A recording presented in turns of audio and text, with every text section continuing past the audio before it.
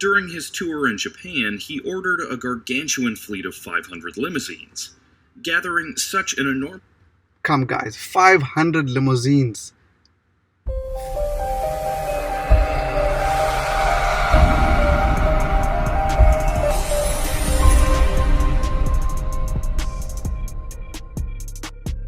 Aware? What's poppin' everybody? It's your boy Wayne. Welcome to another reaction video where we react to crazy dope videos. Please subscribe to our channel and smash that like button. So today I thought we'll do something a little different and talk about fruitless and wasteful expenditure, I think is the term. So in South Africa, that's a huge problem. Together with corruption, it's one of our biggest issues our country faces. However, fruitless and wasteful expenditure seems to be the norm in places like Saudi Arabia.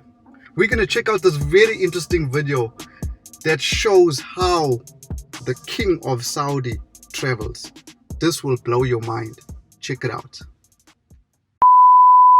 This is the President of the United States, and this is his motorcade, his plane, and his entourage. Each year, the President of the United States carries out many foreign trips to countries around the world.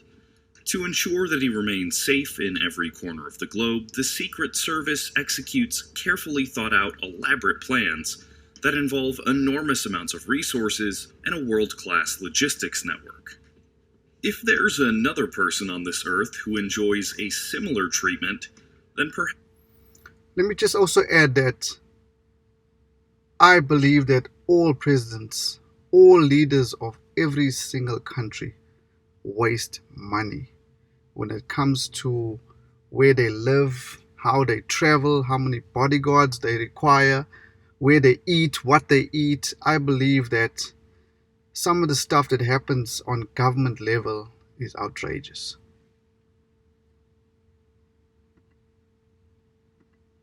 Enormous amounts of resources and a world-class logistics network. If there's another person on this earth who enjoys a similar treatment, then perhaps it's King Salman of Saudi Arabia. As the king of one of the richest monarchies in the world, with an estimated combined wealth exceeding $1 trillion, King Salman travels big wherever he goes. Dozens of aircraft, hundreds of luxury vehicles, and thousands of assistants, family members, and servants accompany the king on each trip to make sure that it feels like he's home while he's traveling abroad. While the American Secret Service aims for maximum security of the president, the Saudi Arabian royal house strives for the luxury and the comfort of their king. 2017 was an action-packed year for the Saudi king and his princes. In March, the Saudi King Salman's private 747 jets touched down in Indonesia for the beginning of a lavish 9-day tour. It was the first time a Saudi king had visited the country for such diplomatic reasons in 46 years. How's the escalator? I've never seen an escalator next to a plane before. Down in Something Indonesia else. For the beginning of a lavish 9-day tour. It was the first time a Saudi king had visited the country for such diplomatic reasons in 46 years, and the event drew massive media attention. However, it wasn't the purpose of the trip that they were interested in. It was the shocking fashion Salman showed up in. Nothing compares to King Salman's private 747 owned by the Saudi royal family, and kitted out with everything needed for long-haul trips of incredible grandeur. In addition to 2 Boeing 747s, the Saudi Arabian Royal Flight operates a Boeing 757-200, a 777-300, a 787-8, and an Airbus A340-200 for use by King Salman only. The Crown Prince MBS and other royal family members have their own planes at their disposal.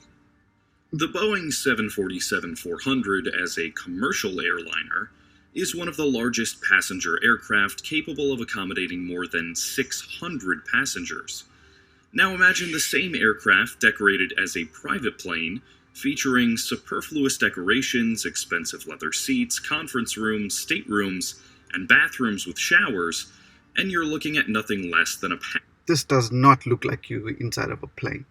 Looks like some fancy hotel or something. In the sky. Even the richest and most influential leaders in the world choose to travel in much smaller aircraft for better mobility and lower cost. But for King Salman, the larger the plane, the more luggage it can accommodate. A mind-boggling 506 tons of cargo were arranged and transported for the flight, carried to Indonesia in 506 tons of luggage.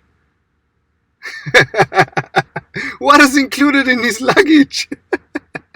large transport aircraft, including a C-130 Hercules and more Boeing 747s. Following behind him was a horde of 1,500 people, and 36 flights over a period of 3 weeks were required. Come on, King. What do you need 1,500 people for? Following behind him was a horde of 1,500 people, and 36 flights over a period of 3 weeks were required to bring them to Indonesia. King Salman magnificently descended from his aircraft in 2 golden, freestanding escalators. King Salman went on to tour Indonesia in the lap of luxury, riding in 2 Mercedes-Benz S600s, and even requesting a custom toilet to be built for him inside a mosque. Such was the level of excess that the air freight company reportedly used 572 workers to transport the cargo, an astronomical coordinated effort. It was not the first time the King of Saudi Arabia had taken comfort and extravagance to the next level. During his tour in Japan, he ordered a gargantuan fleet of 500 limousines, gathering such an enormous... Come guys, 500 limousines. Imagine seeing 500 limousines on the road at one time. 500 limousines actually reminds me of that wedding of one of the Gupta's nephews or something that happened in South Africa a few years ago. The Guptas wanted to use our country to live like this king does. They wanted to roll how this king rolls. Number of luxury cars was no small feat. It required the automobiles to be carried in from all over the country. To take care of accommodation, he went on a booking spree, taking more than 1,200 rooms in Tokyo's best hotels. And in France, he was driven away in a grand motorcade. His road processions have been grander and more eye-catching than most presidents. Speaking of presidents, when King Salman flew to Moscow to meet with Russian President Putin, becoming the first Saudi monarch to do so, he brought nearly 2,000 pounds of food and even his own furniture and carpets. Accompanying him on this fantastic affair were an estimated 25 Saudi princes, hauling their own cargo and wealth with them.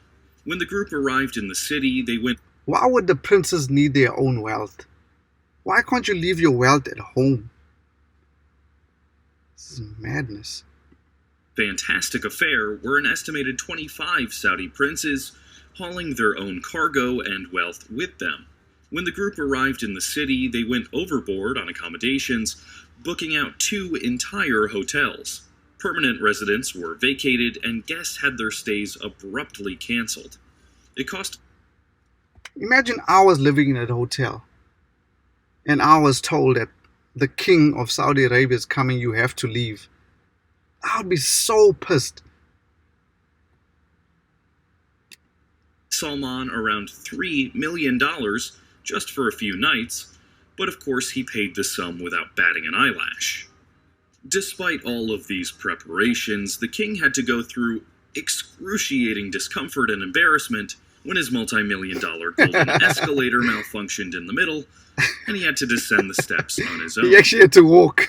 King Salman has been known for taking his palace with him wherever he goes. When the king traveled to Washington, D.C. in 2014, he booked the entire 222 rooms of the luxurious Four Seasons Hotel in Georgetown. The hotel was ordered to do some serious redecorating, with items sent from Saudi Arabia in multiple aircraft. Everything was turned gold. Gold mirrors, gold end tables, gold lamps, even gold hat racks. All carpets were turned red, and there were carpets laid down even... Over 200 rooms, and I had to change the carpets to red. What a nightmare. What a rock star. Sometimes I think that our South African government officials want to live like this. All that wasteful expenditure. Imagine if these super rich people didn't live like this. Would there be any hungry people in the world? Would there be any poor people in the world? There's something to think about. With all the money spent on this kind of living, why can't some of that money be given to the poor? The lower parking garage, so the king never had to touch asphalt.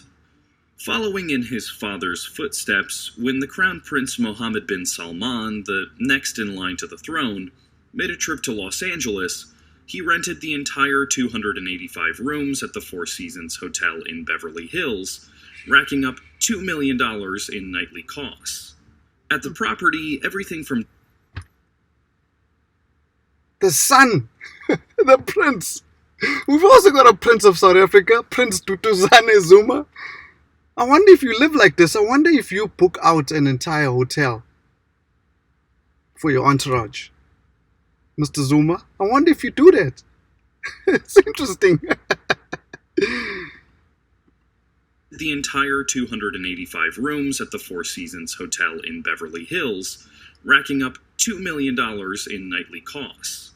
At the property, everything from decorations to music to the menu was overhauled to give a Saudi taste. Surprisingly, he didn't even stay at the hotel.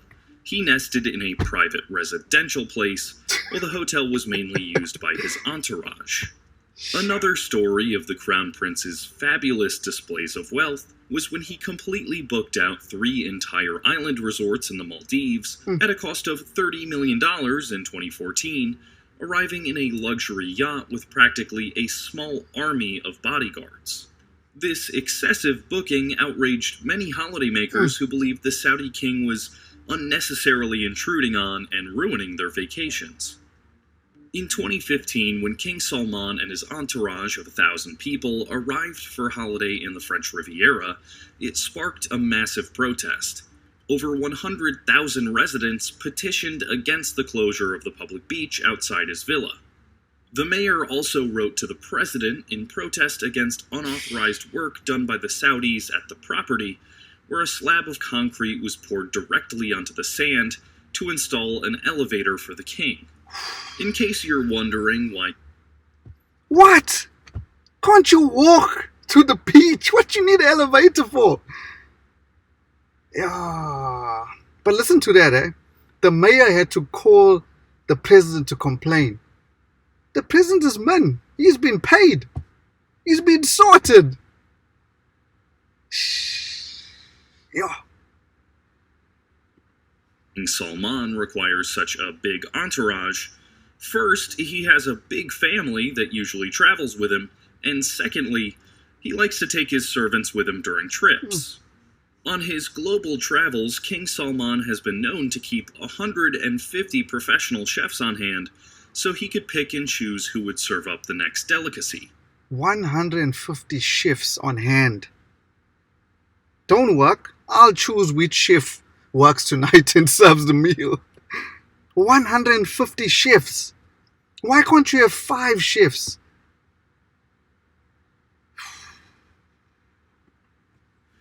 But it gets more incredible.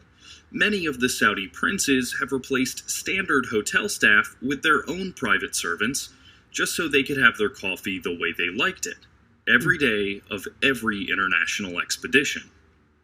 The royal family's love for superfluous things has given birth to some of the most ambitious aviation projects. In 2007, Prince Al-Walid bin Talal placed an order to turn the world's largest and most spacious airliner, the Airbus A380 Super Jumbo, into a private plane. The project was expected to cost a hefty $485 million, and upon completion it would be the world's largest private plane, exceeding its competitors by a large margin. Among other things, the plane would boast wide staircases and lifts, 5 luxury suites, a concert hall, a marble-finished Turkish bath, hammam steam room, a viewing area with a giant screen on the floor, ample parking space for luxury cars, and a dedicated prayer room with electronic mats which automatically turn to face Mecca. The prince had planned to resell the plane to the King of Saudi Arabia for an even higher price, but due to some unknown reason... How's this prince? He wanted to sell the plane to the King of Saudi Arabia for a higher price. He wanted to make a profit on the king. The project could not be completed. The A380 is still sitting on Airbus property, somewhere in France without the interiors. Wasteful. Uproar and controversy have been raging on social media since 2017, when the lavish lifestyle of the Saudi Arabian royal family caught people's attention, and online users were quick to compare it to the horrible situation in war-torn Yemen. But even the trillion-dollar rulers of one of the world's biggest exporters of oil are not free from discomfort. It's been estimated that as many as 150 Saudi princes contracted the coronavirus in Europe and brought it back to their country, recently forcing the king to go into isolation. These events have caused a great deal of attention, but... How's this guy? He's saying that they're not free from discomfort, and the discomfort he's referring to is contracting COVID-19. How's that a discomfort?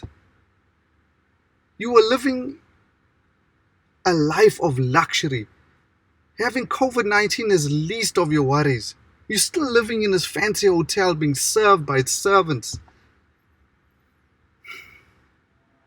Oh, I won't lie. It makes me angry watching videos like this because I can't help but think that if government officials lived simple lives, there wouldn't be hungry and starving people in the world. Everyone will have enough.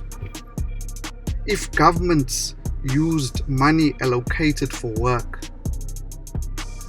properly, without wasting a cent, without corruption, everyone would have a house. We would all travel on roads without potholes. We would all have jobs.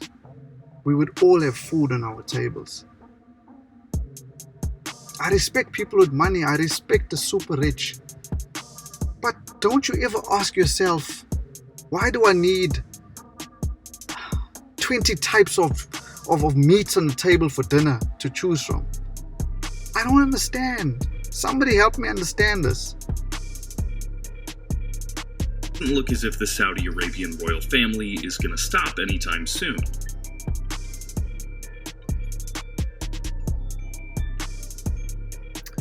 South Africa is facing massive amounts of corruption, especially now during COVID-19. It just makes me so angry watching videos like this because people in power just get richer and richer, and us average tax-paying citizens of the country get poorer and poorer. When is it all going to end? The other night I had a dream that South Africa was not governed by the ANC. It was actually a good dream. I felt good when I woke up. I don't think our government's doing a good job. What do you think? Let me know your thoughts in the comment section. Let's talk about this. Let's start the debate.